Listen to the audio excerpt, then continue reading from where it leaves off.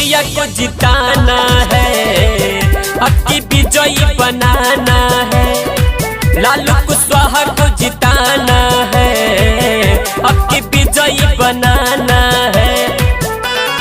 जिला पंचायत पद के है प्रत्याशी, दिल से दुआ बरसाना है। सुनिए क्षेत्रवासी, लालू भैया को जिताना है, अब की विजयी बनाना है।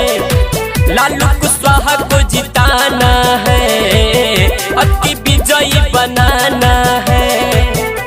हमारा नेता कैसा हो, लालू कुशवाहा जैसा हो। हमारा नेता कैसा हो, लालू कुशवाहा जैसा हो। लालू भैया जिंदाबाद, जिंदाबाद जिंदाबाद। लालू भैया जिंदाबाद, जिंदाबाद जिंदाबाद।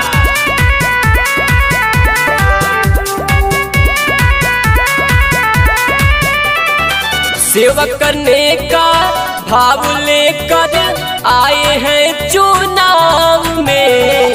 सारे गरीब के है संघाती, रहते अच्छे स्वभाव में। हाँ हाँ हाँ हाँ हाँ। सेवा करने का भाव लेकर आए हैं चुनाव में। सारे गरीब के है संघाती, रहते अच्छे स्वभाव में। दाहोदपुर गाँव के है ये निवासी, दिल से दुआ बरसाना है। सुनिए क्षेत्रवासी, लालू भैया को जिताना है, अब की विजयी बनाना है।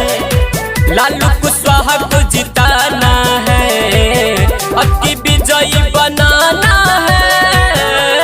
जन अधिकार पार्टी जिंदाबाद जिंदाबाद। जन अधिकार पार्टी जिंदाबाद जिंदाबाद। भागीदारी संकल्प मोर्चा जिंदाबाद जिंदाबाद। लालू भैया जिंदाबाद। जिंदाबाद जिंदाबाद। Music by Fitness Premi।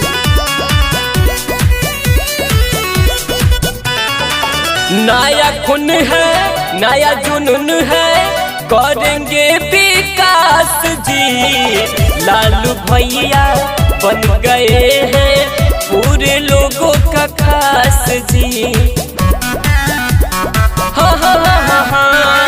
नया खून है, नया जुनून है, करेंगे विकास जी। लालू भैया बन गए हैं पूरे लोगों का आस जी। मन से प्रचार कर रहा है संदीप परदेसी, मन से प्रचार कर रहा है संदीप परदेसी। लालू भैया को जिताना है, अब की विजयी बनाना है। लालू कुशवाहा को जिताना है, अब की विजयी बनाना